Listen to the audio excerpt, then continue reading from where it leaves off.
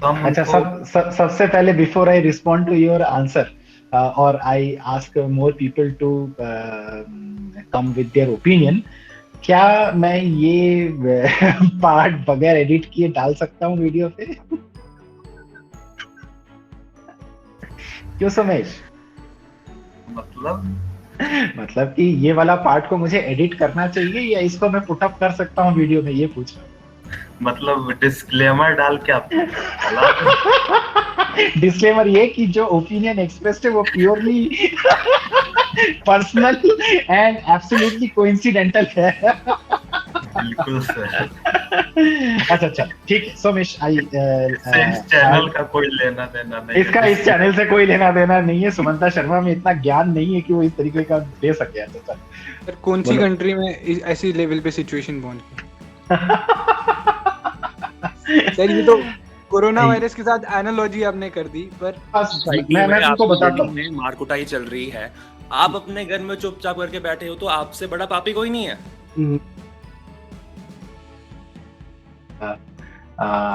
Discussion पे आते हैं। Let me come to a more difficult question. Anybody who thinks कि genocide is justifiable,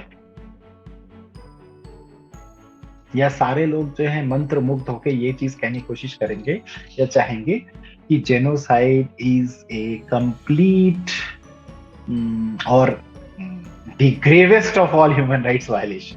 ये बोल रहा हूँ कि मतलब हर केसेस में नहीं, बट मैं ये बोल रहा हूँ हर केसेस में नहीं, बट कुछ केसेस में जीनोसाइड को हम प्रीफर कर सकते हैं।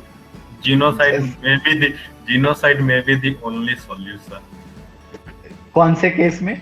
कौन सी? मतलब सर आप जैसे समझ लो कि कुछ ऐसे कुछ मतलब कोई कम्युनिटी है या फिर कोई ऐसा है जो मतलब हमें पता है कि वो टेररिस्ट ग्रुप है, वो टेररिस्ट ऑर्गेनाइज कर रहा है या फिर कुछ इस तरह के हरकतें कर रहा है जो सोसाइटी के ऊपर इम्पैक्ट कर रहा है, और मतलब और अगर हम उनको नहीं, उनका मतलब खात्मा नहीं करे तो वो और इनोसेंट लोगों को मारते चले जाएंगे, और हमें पता है कि ये कम्युनिटी ही कर रहा है। सर मतलब जो जेनोसाइड कर रहा है वो तो अपने हिसाब से जस्टिफाई करके ही करता है, तो मतलब अगर फायदा दिखता है किसी एक पर्टिकुलर सेक्शन को तो वो तो जस्टिफाई कर ही लेते हैं, वो इकोनॉमिक फायदा हो या मतलब नहीं, वो तो सॉवरेनिटी के जस्टिफाई लिए हो। करते हैं, बट मतलब कि इफ यू सपोज, मतलब क्वेश्चन ये था कि क्या जेनोसाइड जस्टिफाइबल है from any point of view? तो जो कर रहा है वो तो रैशनलाइजेशन ढूंढ रहा है। मैं आपसे पूछ रहा हूँ कि क्या आप जेनोसाइड कर सकते हैं या आप जेनोसाइड को सपोर्ट कर सकते हैं? If you belong to one से एक तरफ है तो क्या आप जेनोसाइड को सपोर्ट कर सकते हैं? सर अगर सर्वाइवल ऑफ द फिटेस्ट की बात करी जाए कि मतलब अगर अपना सर्वाइवल खतरे में है तो जस्टिफाई कर ही सकते हैं। किया जा सकता है। अच्छा ओके, विनीत। सर मेरा भी सर यही पॉइंट था जो आयुष ने बोला, हम्म, कोई ना कोई मतलब कि अगर अगर आपने खुद पे खतरा हो तो शायद हम कर सकते हैं उसको जस्टिफाई। अगर मतलब प्रॉब्लम ऐसा सोचो कि अगर एक रीजन के लोग हैं जो सोच रहे हैं कि दूसरे रीजन में हम जेनोसाइड करेंगे, अगर कोई थर्ड रीजन आके या फिर वही सेकंड रीजन जो है वो खुद को डिफेंड करना चाहे तो शायद हम इस चीज को किसी ना किसी केस में कर सकते हैं। I got it. चितवन ने हाथ उठाया शायद। मैं भी यही बोल रहा हूँ, मतलब कि वो ये नहीं, हेट्रेड के बदौलत नहीं होना चाहिए जीनोसाइड, मतलब हेट्रेड के लिए नहीं कर रहे हम, आप खुद को बचाने के लिए, मतलब समझ रहे हो ना, एक छोटा सा कम्युनिटी अगर कुछ कर रहा है, एक मेजोरिटी मतलब कुछ फैला रहा है ऐसा, तो बेहतर है कि उनको मतलब निकाल दिया जाए, हटा दिया जाए। ओके, ऐसे भी निकाल देना, हटा देना या एनवायरमेंटल कंडीशन इस तरीके से क्रिएट करना जिसके कारण से वो खत्म हो जाए तो उसको भी कहा जा सकता है जेनोसाइड। सर जेनोसाइड इस हिसाब से तो सर हिटलर ने भी बोला था कि ज्यूज से खतरा है उसको, और सर हिटलर ने भी कर दिया था। तो ऐसे तो सर हर एक को कम्युनिटी होती है, वो तो सब बोलेगी कि हमें उस कम्युनिटी से खतरा है, तो सर जस्टिफाई कर भी सकते हैं अगर सच में हो, लेकिन सर ऑल केस में जस्टिफिकेशन ये गलत भी हो सकता है। क्या पता सच में ना हो खतरा और वो ऐसे ही बोल रहे हो। सर मैंने कल एक कोरा के ऊपर एक स्टोरी पढ़ी थी, आई डोंट नो कि वो करेक्ट है या नहीं हिस्टोरिकली, लेकिन उसमें लिखा गया था कि जब 1947 में इंडिया पाकिस्तान का पार्टीशन हुआ था, हाँ तब के टाइम पे जब मुस्लिम्स इंडिया से पाकिस्तान की ओर जा रहे थे, तब नेहरू ने कहा था कि आप लोगों के साथ हिस्टोरिकली चाहे जितनी भी अट्रॉसिटीज क्यों ना हुई हो, लेकिन कोई भी हिंदू जो है वो किसी भी मुस्लिम को परेशान नहीं करेगा। तो फिर उसके बाद जो रेफ्यूजी कैंप दिल्ली में बना था, तो वहाँ नेहरू अपनी बेटी के साथ आए थे। तो वहाँ एक बूढ़े इंसान ने इंदिरा गांधी को सिर्फ हाथ लगाया था। फिर नेहरू उस पर गुस्सा हुए और उन्हें थप्पड़ मारा कि आपकी हिम्मत कैसे हुई मेरी बेटी को हाथ लगाने की। तो फिर इस बूढ़े इंसान ने कहा कि मैं पाकिस्तान का हूँ, मेरे सामने मेरी 3 बेटियों को उठा के लेके गए और मैंने अभी आपकी सिर्फ बेटी को हाथ लगाया है, आप इतना गुस्सा हो गए मुझ पे। तो क्या ये लॉजिकली करेक्ट है कि अगर आपके बच्चों को कोई मार रहा है, उन्हें एथनिकली क्लेमराइज कर रहे हैं, जो कि एक हिस्टोरिकली रिलीजियस बुक से उसको जो है I understand your point. In fact, India के जेनोसाइड को, हालांकि वो भी एक ऐसी अंडरस्टैंडिंग है जिसको कि अगेन थोड़ा सा वैसे नहीं बात करते हैं, इसलिए मैं उसको लाया नहीं। जो पार्टीशन के टाइम पे किलिंग्स हुई हैं उनको भी जेनोसाइड कहा जाता है, और पार्टीशन के टाइम पे किलिंग्स सिर्फ India and the so called today's Pakistan के बॉर्डर में नहीं हुई है, India and the east Pakistan का बॉर्डर यानी कि वेस्ट बंगाल वाला जो पार्ट है और ईस्ट बंगाल वाला पार्ट जो है वहां पर भी हुआ है।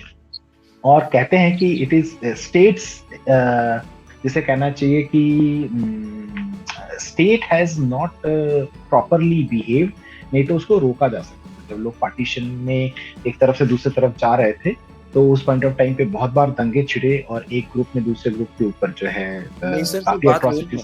सर बात ये है कि अगर आपकी फैमिली को आपको बार बार मारा जा रहा है तो क्या आप रिस्पॉन्ड नहीं करेंगे?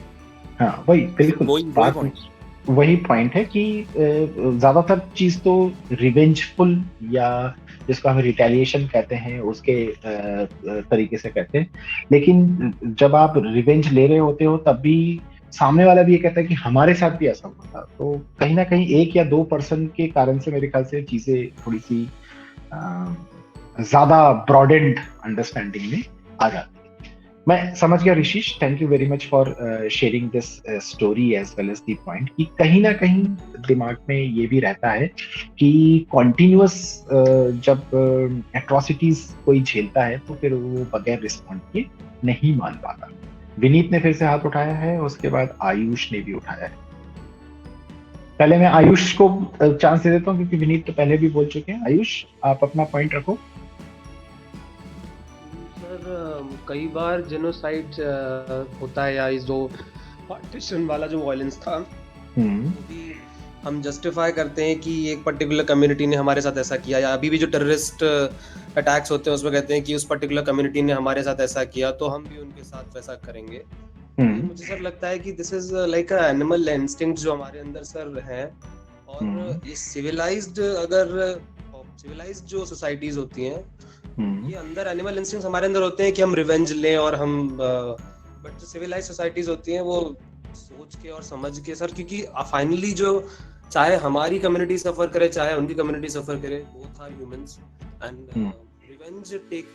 Taking a revenge is never an option. Like sir Syria में या जो भी कुछ सारी कंट्रीज में हो रहा है वो finally humans are suffering.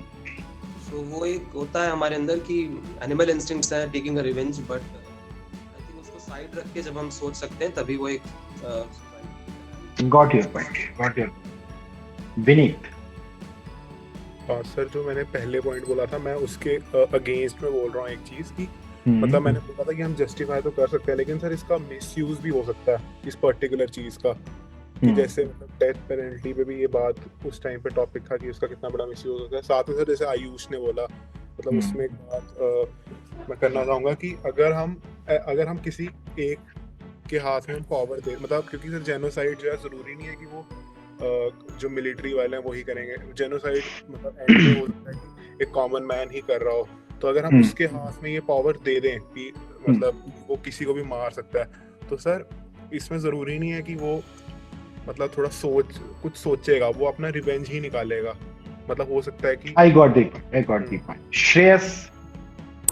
So basically, in some cases like ये विसल ब्लोअर्स के केसेस में इट इज जस्टिफिकेबल, या फिर जो देशद्रोह होते हैं, जो ग्रुप जो मतलब देश की इन्फो को बाहर देशों में लीक कर देते हैं, तो सर उनको पकड़ के मारना I don't think it's a bad thing, because वो तो जेनोसाइड कहा भी नहीं जाएगा, वो तो मेरे ख्याल से डेथ पेनल्टीज में आ जाता है अगर कोई ट्रेटर होता है या जैसे बहुत बड़ा एक कोई ग्रुप हो, तो जैसे रिसेंटली चाइना में जैसे लास्ट ईयर वो कोरोना वायरस के का जो सीक्रेट था ये जानबूझ के फैलाया गया है, कोई ह्यूमन मिस्टेक नहीं है, तो सर उस केसेस में तो आप उसकी इन्फो लीक कर रहे हो ना sir.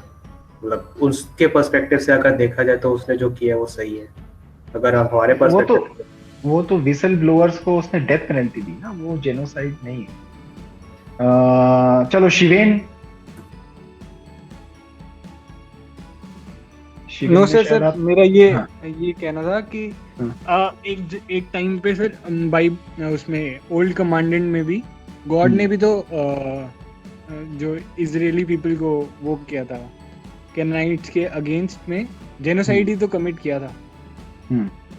It was a commandant, तो some people also justify genocide by saying this कि व्हेन गॉड तो है ही, वो तो रिलीजियस टेक्स्ट बुक्स में तो इस तरीके की बातें हैं ही जो कि डेथ पेनल्टी और जेनोसाइड दोनों को जस्टिफाई करती है ना। और हम लोग किस तरीके से उसको देखते हैं या समझते हैं, ये भी एक बहुत बड़ा इशू है। Just imagine that there is an innocent living being, ठीक है। देखिए सबसे पहले थोड़ा सा समझने की कोशिश करते हैं कि डीह्यूमनाइजेशन क्या होता है। डीह्यूमनाइजेशन का मतलब होता है कि आप किसी ह्यूमन बीइंग को नॉन ह्यूमन बीइंग मानने लगे। जैसे कि हुटूस जो है टूटसीज को कहने का लगता है कि आप कॉकरोच हो, है ना, तो दैट इज डीह्यूमनाइजेशन। तो सबसे पहले आप इंसान को इंसान नहीं मानते, तो ये एक फर्स्ट वो है, लेवल है जिसके थ्रू आपके लिए आसान होता है जेनोसाइड करना, क्योंकि वो इंसान ही, वो इंसान के शक्ल में कुछ और है, कॉकरोच है, भेड़िया है, ये है वो है।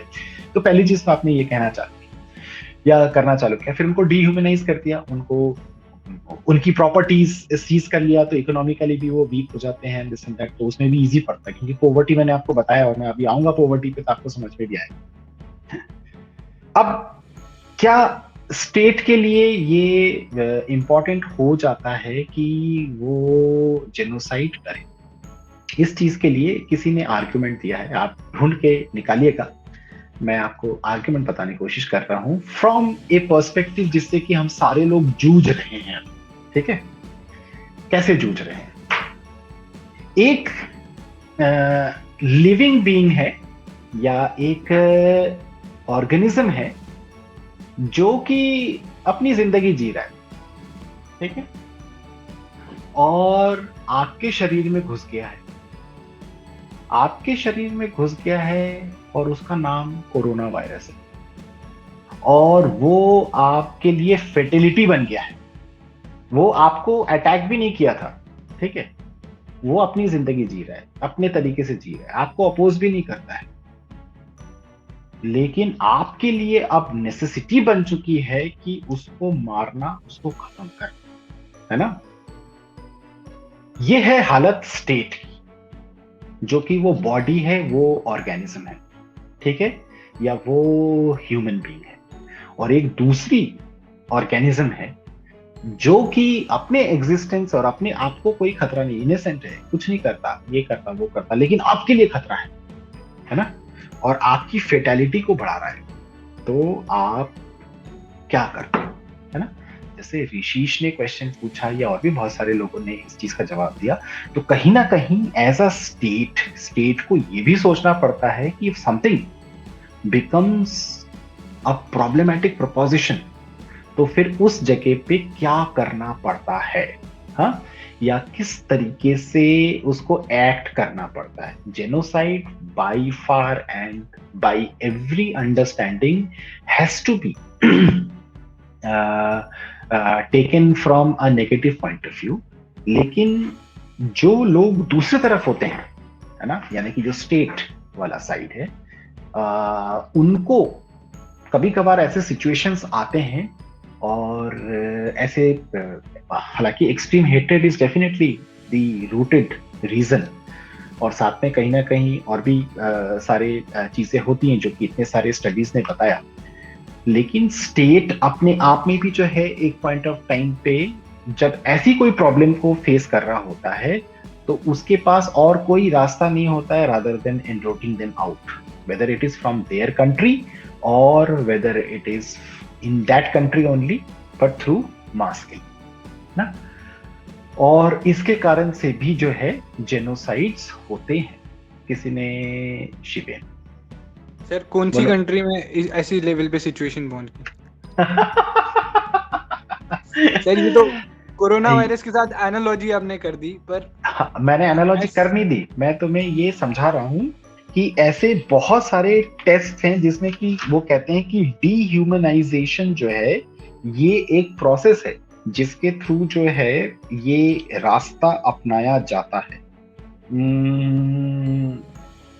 ये आप देख सकते हैं, मैं आपको बताता हूँ। Official paperwork supported from this perspective, for many perpetrators, their murders were just perceived as not as dissimilar as killing of an animal. Indeed, this analogy continues in other ways. Modernity is often associated with human control over nature, domination through technology and engineering. For the Nazis, the extermination of Jews was not conditional on whether or not they repented for sins of their crimes, were not sins but evils carried out during the natural course of their existence, like bacteria which commits no sins but needs to be destroyed, a destructive but innocent moral patient. ये studies आपको जो है मैं आपको अगर बताना चाहूँ तो ऐसा हमारे बुक में है, पर मैं आपको इधर से भी बता सकता हूँ कि ये आपको बाउमन की स्टडी में मिलेगा। जो बाउमन के बारे में हमने बात की ना इसके पहले, तो उनके स्टडीज में मिलेगा। और सच्चाई ये है कि जब आप किसी को डीह्यूमनाइज कर लेते, इसलिए सबसे इंपॉर्टेंट स्टेप क्या है जेनोसाइड को रोकने का, कि आप डीह्यूमनाइजेशन या कैटेगराइजेशन नहीं करें। अगर आपके लिए ये पॉसिबल हो जाता है कि आप डीह्यूमनाइज कर सकते हो या कैटेगराइज कर सकते हो किसी को, तो फिर आप ये एक्सट्रीम स्टेप भी ले पाते हो, और विथ ऑल जस्टिफाइड अंडरस्टैंडिंग, ठीक है ना। तो ये है the side of the other coin as well, जो कि आपको पता होना चाहिए, है ना। यू शुड नॉट एक्सेप्ट और रिजेक्ट एनीथिंग विदाउट एनालाइजिंग, ये बात है। तो क्योंकि जेनोसाइड के बारे में बहुत हम इधर बात करते रहते हैं ना, तो इसी लगता है कि जेनोसाइड बुरा है, और ऑब्वियसली मैं उसको कोई क्वेश्चन नहीं कर रहा हूँ। I am just telling you the other side of the story as well, जो कि आपको कहीं ना कहीं पता होना चाहिए। आशीष सर, आपने अभी कहा था कि थोड़ी देर पहले कहा था कि अगर जेनोसाइड वगैरह हो रहा है, तो एक इनोसेंट बंदा है जिसका जेनोसाइड में कोई पार्ट नहीं है, और अगर वो उससे इफेक्ट होता है, तो अभी आपने कहा था कि हमें डिह्यूमनाइज करनी चाहिए सिचुएशन को। तो मेरा आपसे क्वेश्चन ये है कि सपोज डिह्यूमनाइज क्या करना चाहिए, कि मतलब हमको, आपने क्या कहा था, आपने उसका एक्सप्लेनेशन क्या दिया था कि आपने कहा था ना कि हर एक इंसान जो है वो रिस्पॉन्सिबल नहीं होता, पोलराइज नहीं होता, है ना। सर मेरा आपसे ये सर मेरे हिसाब से कि अगर किसी कंट्री में या किसी सोसाइटी में अगर स्ट्राइफ चल रहा है और कोई इंसान एक साइड चूज नहीं कर रहा, तो मेरे ख्याल से उससे बड़ा पापी कोई नहीं है। जरूरी नहीं, जरूरी इसलिए सर सुनो, कंसेप्शन के ऊपर डिपेंड करता है कि आप किस तरीके से साइड्स लेते हो। सर अगर मेरे पास मैं तुमको बताता हूँ, मारकुटाई चल रही है, आप अपने घर में चुपचाप करके बैठे हो, तो आपसे बड़ा पापी कोई नहीं है। नहीं, ऐसा नहीं, लड़ाई आपके घर में आएगी। मैं पहले तो मैं ये रिक्वेस्ट करूंगा कि थोड़ा सा पैसिफाई हो, इस तरीके से नहीं सोचो। सबसे पहले थोड़ा इस तरीके से सोचने की कोशिश करो कि कभी कभार कुछ चीजें रेलिवेंट नहीं होती, ठीक है। जब रेलिवेंट नहीं होती है तो उस पर क्वेश्चन पूछने का कोई मतलब नहीं होता है, ठीक है। तो जब रेलिवेंट होगा तब उस क्वेश्चन का जो है फिर इम्पोर्टेंस बनता है। आपके गली में हो रहा है या आपके इसमें हो रहा है, आपके उसमें हो रहा है, ये एक चीज है। ऑब्वियसली तुम जो एग्जाम्पल ले रहे हो वो रेलिवेंट है, लेकिन जो सिचुएशन है वो रेलिवेंट नहीं। जैसे सपोज कि कहीं पे इस तरीके का टेंस एनवायरनमेंट है, वहां पे आपको प्रोएक्टिव स्टेप लेने की जरूरत है, समझ में आता है।